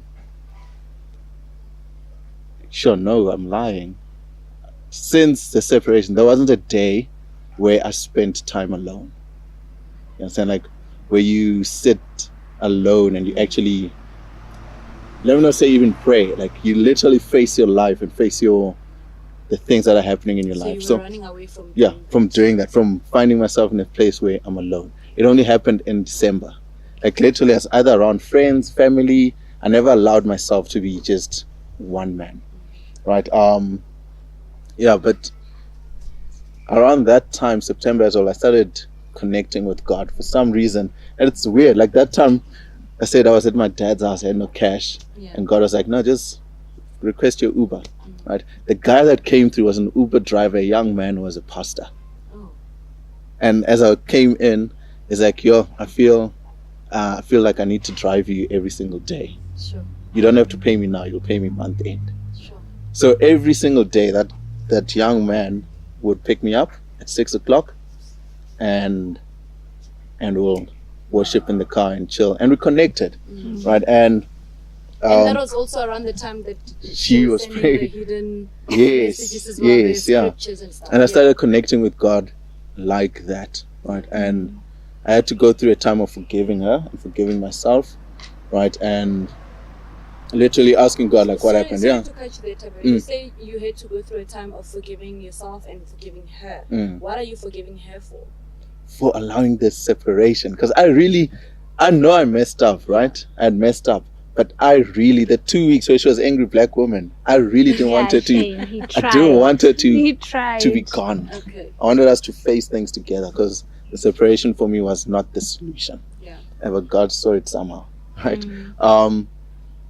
And by that time I felt like for her and for myself, the things that we needed to deal with, or the demons that were stopping us from being one, right?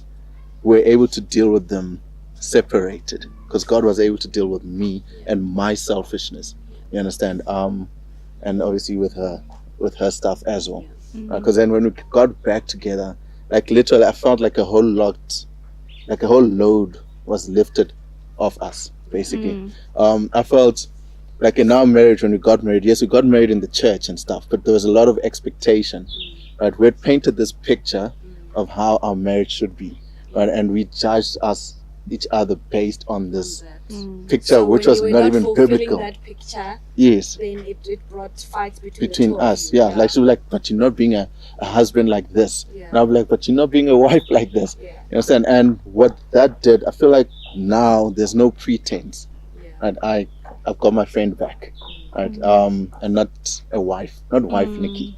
You understand? Like we can now chill and go to places together, right? Instead of I just see her in the house at our address. Yeah, so it's that's So when you guys now, it's beautiful now. You guys are talking, and you're dating now. You're flirting.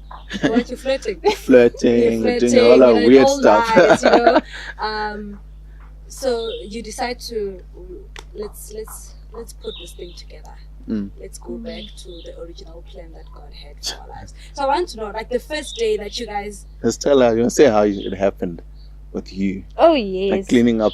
Is it? Yeah, so okay, tell me that before I ask you. Yeah. So literally God, obviously then in December, now talking and everything with Thabs, and then God was like, I want to restore your marriage.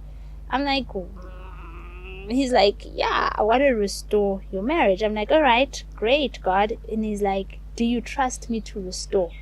I'm like, yeah, I've read about you in the Bible. But you restore. But all right. And literally, because I was now living by myself and everything, God then started saying, I want you to clear out your closet. Because I'd put my clothes even in the other cupboard. You know how cupboards Did you stay at the house where you guys were staying? Yes. Yeah. Okay. And literally I had now taken over. It was my room. I remember I even bought pink bedding on purpose, because I was like, I'm now single. And everything.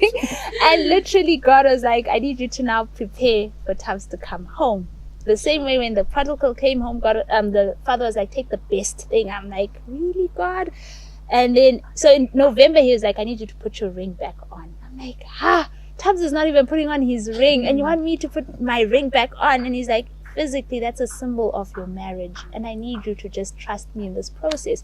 Put my ring back on. I was like, I'm sure I looked like a fool to most people, because they're like, you ain't with your husband. And this, when this is happening, is it the time that the two of you are now dating, like you're now talking? We're talking, so the dating only started but I was living my life still. And he was still living his life. And the thing, that's why I say the people you have around you are very key. Because at that moment, we were talking, but at that moment now some friends will be like, they'll call you, they'll be like, I'm seeing Thabs here, I got Kofi, and he's with this girl. And I'm like, if you're my friend, what's that information to me? Why are you breaking it to me? But anyway, But God was like, I need you to stay the course. So now God is telling you to do all of this, but He's living his life. Husband is still living his yes, life. And God is dealing with He's you. dealing with me. And I'm like, but God, like, and he's the, I don't want to say he's the one who messed up, but the separation came through the infidelity. Yes. But then now God deals with you and exactly. not him. And for me, I think my lesson was dying to self.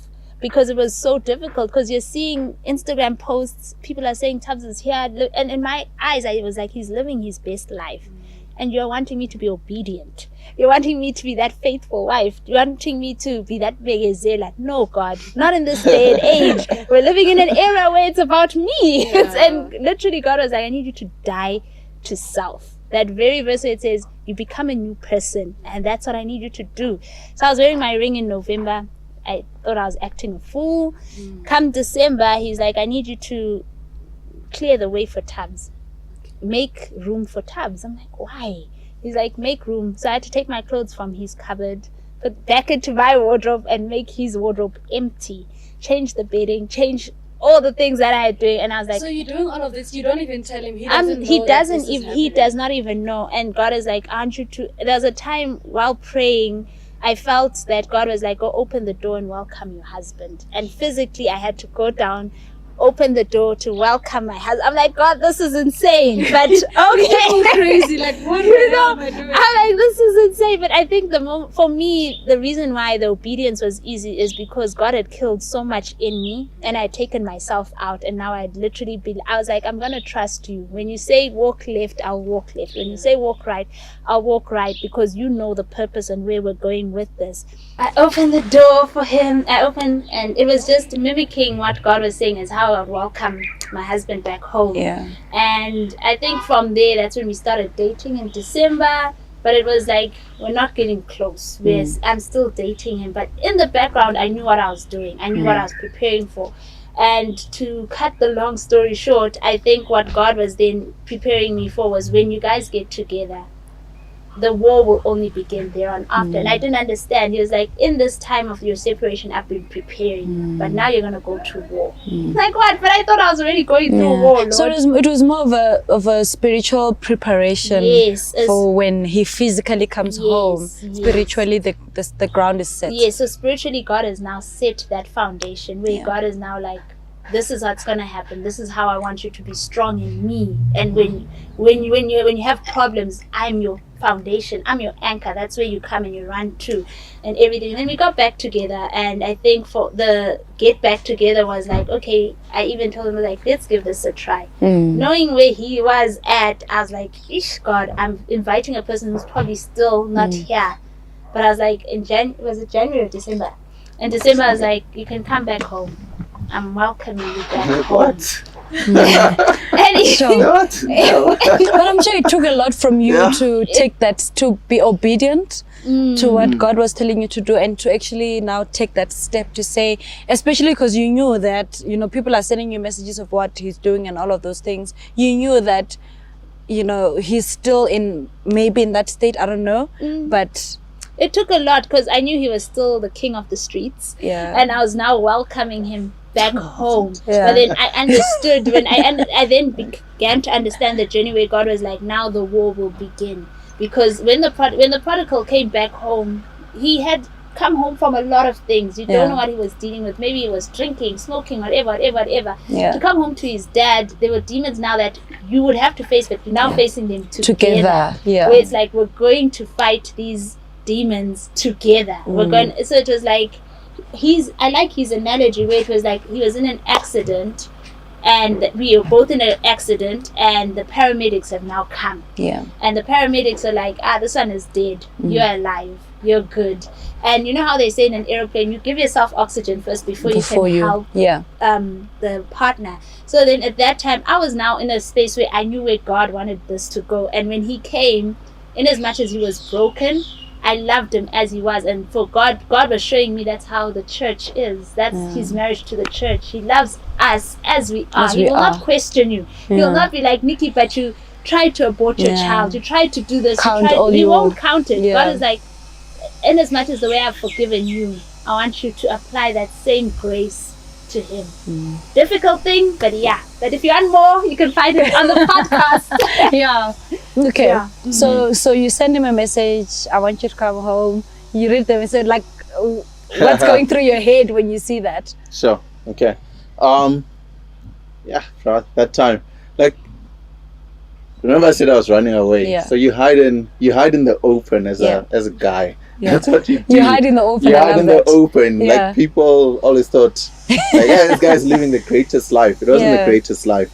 But what she did, what my wife did, it reminded me of, like, in First Peter. I think it's in First Peter or Second Peter, I forgot. But it is Peter. Right? Somewhere there.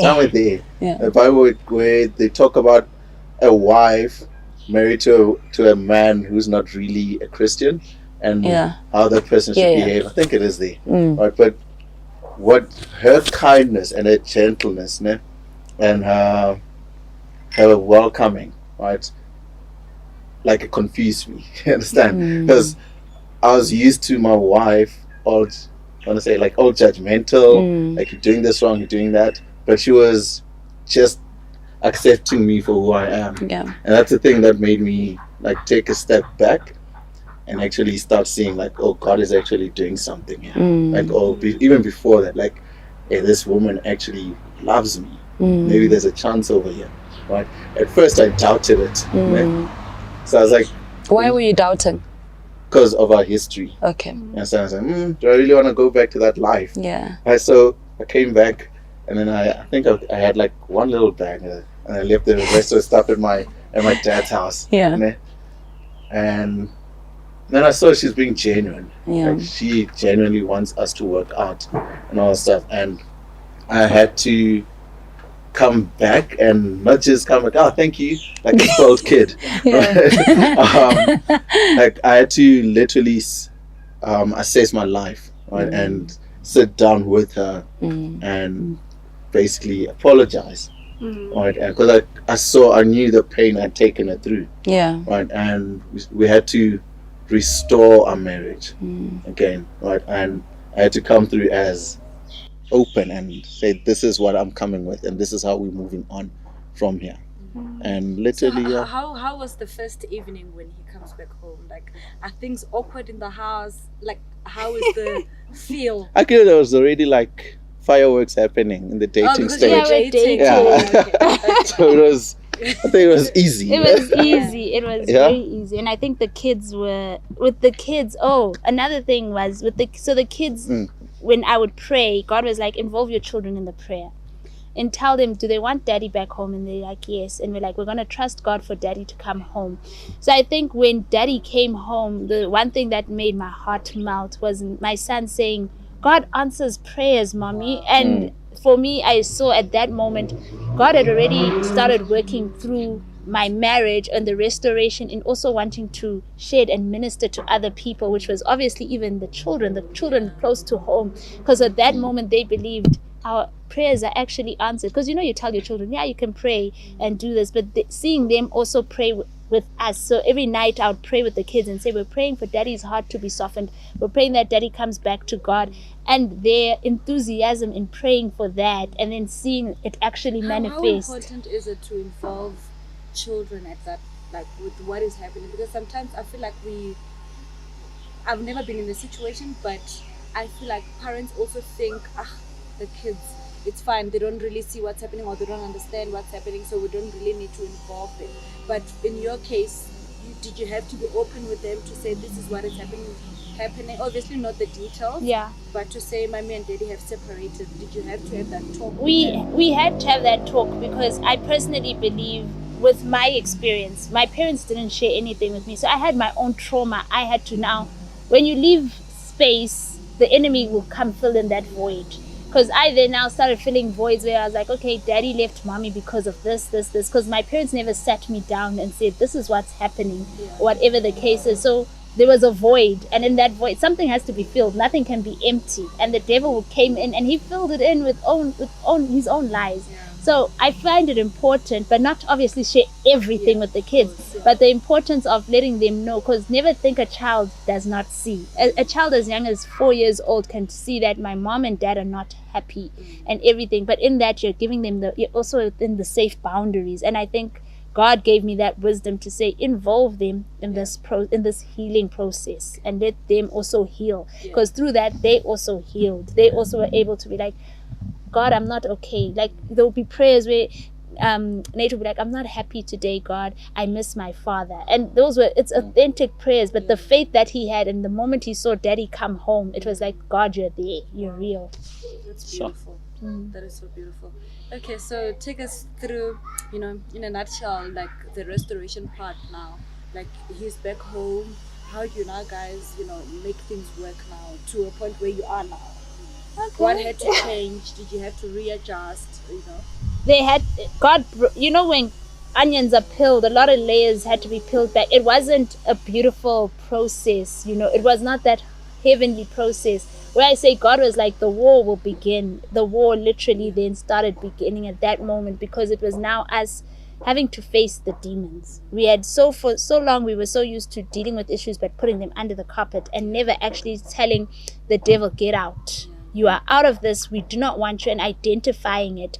And I think we made the decision where we were like, love, it ends with us.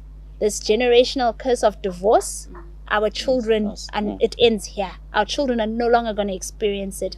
Devil, you've had your field day. You had it with my great-grandmother, my grandmother, my mother, and it actually, I'm the last. It ends here. We're not doing it. So we had to come to that decision to break that specific thing, but as well as break a whole lot of things that we had not been dealing with, like, hey love, we're not praying together. How are we going to get into this and pray together? So it was like, it was a painful process, because now we're going through it together. It was a process of, okay, so we're human. If temptation comes, what do we do? How do we handle that? And just the openness of now saying we need to be open, because I think the moment God works, the enemy comes back 10 times more, because he's not happy. He was not happy that these guys have restored. Our restoration, we lost friends again. Divorces happened with friends, where you could see friends. Why are we losing friends though? Like, how do we lose friends? Because I think you also mentioned that when you guys separated, you also lost friends. Yes. And now you guys are back together, you're losing friends again. It's the same. I think she was saying the same thing over there. Like there were certain people who were not happy that we're back together. Sure. And these are people in your circle. In my circle. And I think for me, when people don't understand the purpose of your marriage, they're very quick to judge. If I don't understand what you're going through, I can come in and give you my own advice and not know what God has given you, but I'll be like, but why are you being kind to him? And I think it's not to say my friends didn't love me. They loved me, but they were seeing it from a point of not understanding the purpose of our togetherness. And I think it hurt most people to be like, but he did all of this and you still go back to a person who has hurt you so much. But I'm like, you don't understand my purpose. You don't understand the purpose of this marriage. And we had to both come and understand that, hey, at the beginning of our marriage, we had to go back. At the beginning of our marriage, God had called us to restoration. Did we think restoration was going to be a pretty journey? No, there's something that had to happen. And you guys had this revelation that your marriage is about a restoration way before any of this happened. You knew that this is the purpose of your marriage. Yes, and I think what had fooled us was, because we're coming with children outside of wedlock into it, we're a blended family. That's the restoration. But actually, and I always like to use this example, that I can never relate to a person who's been raped. I can only empathize or sympathize at that moment because I don't know. But if I've gone through it, I relate even more closer to that person because I've been through it. So if people around restoration, for us to be able to say we're going to do restoration, I can't come and be like, do this, and yet we've never had a restoration happen. But now I feel the fact that we've gone through that journey of restoration, it's very easy now to relate to another couple or another person of the brokenness of, when you're in pain, you know how to relate to that person's pain as to just going by my own strength and be like, I think you must do this. And I think our restoration journey was a peeling back of a lot of things and identifying the enemy more so to understand we are not enemies. We're not enemies. God put us together for a reason. Whatever comes in, even the smallest argument, if it comes in, we need to stop and be like, why are we arguing? I think you've said a very important thing, identifying the enemy. And the enemy is not you or him. It's the enemy himself who might come through you guys, but it's not you guys. So I think that's a very powerful thing, to identify the enemies of your marriage. And they differ from marriage to marriage, right? They differ, and I think it really is upon the two of us to identify this is our enemy. And once you identify the enemy, it's easier now to deal with it. So I want to ask, so obviously there's a lot of trust broken, right? With everything that has happened. How do you, Nicci, especially for you, how do you pick yourself up now and say, you know what, we've decided to fix this and I'm gonna trust my husband again? I know it's not an instant thing. I've had my share of of trauma in relationships, and I know it's not an instant thing. It's something that builds up. And for me, I mean, my story happened like years ago, but I can still feel the demons of what happened then in my marriage, because I still have issues of trust, and not because my husband has given me any reason not to trust him, but like that instinct of men do this, it still creeps up to me at times, so for you now, where you are now, how do you deal now with learning to trust Thabero again and learning to have faith in your marriage? I think with me, at the beginning it was difficult until God pointed out that I need you to trust me, to work in him. So my trust is not in Thabs. My trust is in God to work in Thabs. So the moment I feel, for example, if I see he's picking up his phone in a funny way, because of the trauma of the past, I'm like, he's talking to another girl. The moment I feel that, God is like, bring it to me.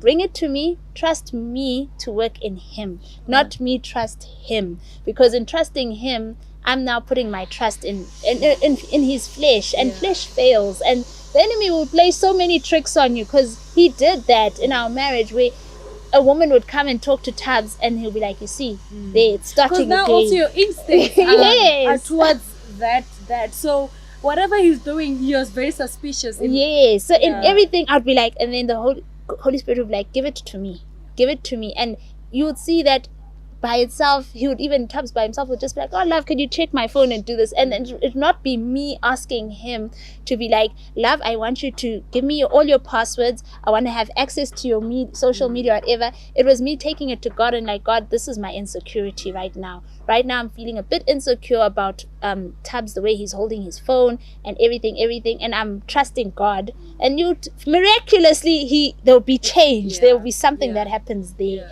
So I think that's how the journey of trust started happening. So you had to trust God and not focus your eyes on Thabero, but focus your eyes on God, and then God sorts that out. Sorts it out for me. And for you, Thabero, because I mean, the trust process, I believe it's a two-way street, right? Yeah. She needs to learn now to trust you again, and you also need to also work towards her gaining your trust. So, like, did you have to do some certain things consciously to say, I need to show this woman that I've changed and I want the best for our marriage? Like, what did you have to do?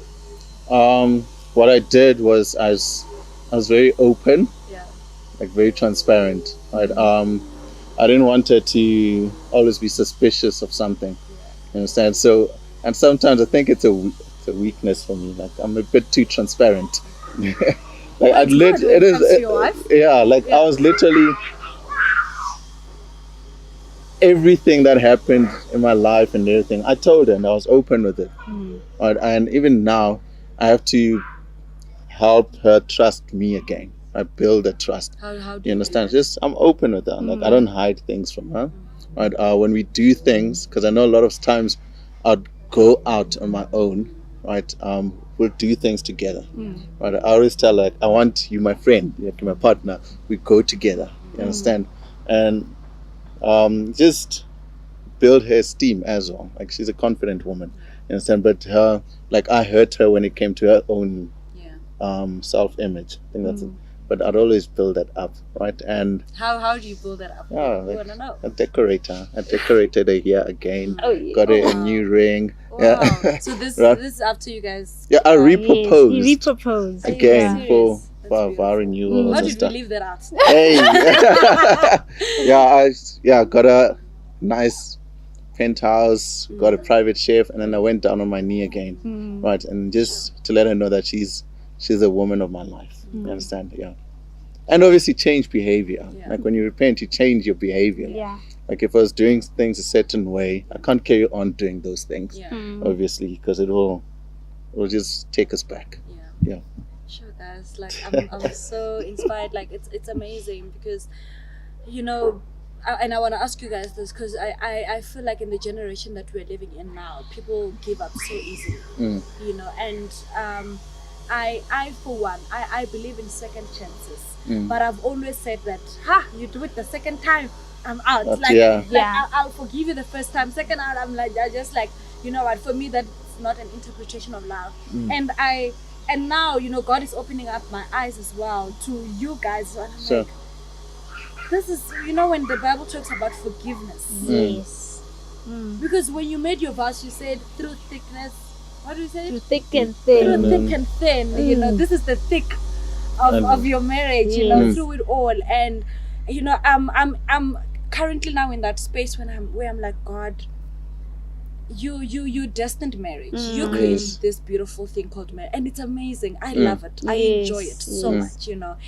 But at the back of my head, I always have that thing that if my husband ever cheats on me, I'm out. I'm out, because for me that is not how I interpret love. And you know, just being open to your story and listening to you guys, I'm actually learning that you said it, that there are demons that come into your marriage. They might come through it, either one of you, you know, but it's important to identify those and not fight each other, but fight the demon that is coming in, because the devil doesn't love marriage. So he'll always try to come in, and he will use generational things that we spoke about. He will use generational curses, generational whatever it is. He will bring that in to fight the two of you, and you guys have conquered that. Like God, like I'm in awe. And it has really made me believe that forgiveness is real, and it can happen when you open yourself up to it. It doesn't matter how many times someone hurts you.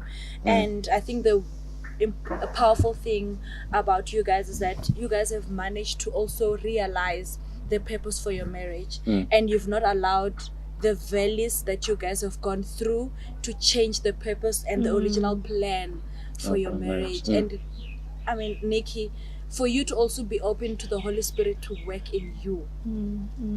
It's hectic. It's hectic. Yeah. I'm sure. I know it probably was not easy, but you did it. And if you could do it, so can we. For me, this is just a message of hope to marriages, to young couples as well. There's so much divorce happening in the world, you know, where, you know, people are just divorcing left, right, and center. Like, we don't have any hope anymore in marriage. People look at marriage and they're like, I am not going there. If you guys are gonna go in 1 year and you're out, why should I even try? You know, but you guys have just shown us that mistakes do happen. And it's really up to you how you accept the mistake and how you deal with it. And it's possible. Like, it's possible. Yes, it is. It truly is. So maybe for you, Thabo, let's start with you. Like, what would you say to a young man or even an older man who's made the mistakes you've made, you know, and they feel like, you know what, I'm worth nothing, I can't do anything right by my wife, oh no, my marriage is over. Like, what would your message be to them? Okay. So as men, we suffer. Men to men. We suffer a lot of condemnation. We condemn ourselves, right? It doesn't take the enemy to come and condemn you, right? Because you already know. Because we live a life where we've set up goals for ourselves and standards, and when we miss those goals, we hard on ourselves, right? And something that I had to do is just to not beat myself up so much and understand that God has forgiven me. And God still sees me the same way He saw me before I messed up. You understand? Because that then allowed me to be able to receive His grace. You understand? And receive His mercy. I receive that favor. right? Because it's only by the grace of God that I'm here. Like at times when I listen to Nicci talk, it's like I did nothing. Like it's literally, God, why me? You understand? Because I'm receiving something that I don't deserve, right? But to receive that as a man, you have to be able to let go and accept that, okay, you've messed up, but God has forgiven you. Understand? And not be proud. Yeah, because it's a pride that keeps us away from Him. Sure. Yeah. It's beautiful. And for you, Nicci? To the young ladies and older women, I would say your mouths. Watch your mouth. Watch what you say, and inner vows, what you promise, like where you be like, I will never do this or I'll never do that. That still carries so much power because our words form and they carry power. So what you say about your husband when he's not around, what you say about your husband in your heart, it carries, you are forming your reality. Yeah. If I want my husband to be kind, I need to speak that forth. I can't say you're cruel, evil man, because my words form my reality. And I think if anything, have God, like take it back to God. You'll never see Samsung go to Apple for advice. You'll never see Apple vice versa go to Samsung. God created marriage. He's the founder of marriage. And when you don't have God, if you want a heavenly marriage, you need to seek heaven. You can't seek other things. And without God, I think that's when everything crumbles. Yeah. Sure, that's beautiful. And I think I've learned, during my few years of being married, that it's important, especially for us. I think in your podcast you talk a lot about judgment as well, where you look at your husband from a judgmental space, like how could you do this, how could you, and I once heard a friend of mine say that, we as wives, she was actually talking to wives, that we also need to learn to look at our husbands the way God sees them. Yes. Not through the eyes of the mistakes they've made, not through the eyes of the failure or the weakness that they have, but if we learn, and not just for wives only, but if both of us in marriage learn to look at each other through the lenses of Christ Himself, then we become so blind to the mistakes. I've actually this week I've been studying the book of Matthew, and Jesus Christ was just teaching them about judgment and how we are so judgmental towards each other, and how the same judgment we pass on to others will be the same judgment that is passed on to us. Exactly. And I remember this week, we made plans with my husband, goals for 2021, and one of them is fitness. Like we want to be fit, we want to wake up and run and eat healthy.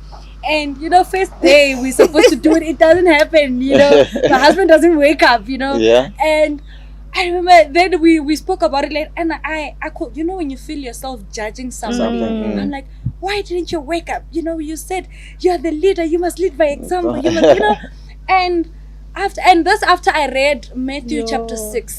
And the following day the Holy Spirit reminds me, it's like, did I not just teach you about judgment? Exactly. And sometimes we think, no, it's my husband, I need to tell him. If he doesn't hear it from me, who else will he hear it from? And yes, it's right to correct one another, but it should come from a place of love. Exactly. And not from a place of judgment. And I think, Nicci, you've learned that as well in your journey, and you've displayed it so beautifully. We don't know the details of everything that happened, but from your story we've learned, I've learned so much from you guys. If you guys could make it, so can I. And guys, thank you so much. Thank you for having us. Like, okay, before we close, where are you guys at? Like, how is the marriage now? How beautiful is it? It's beautiful, but we're not having more kids. It's beautiful. We're best friends more than Yeah, anything. definitely. Yeah. It's beautiful.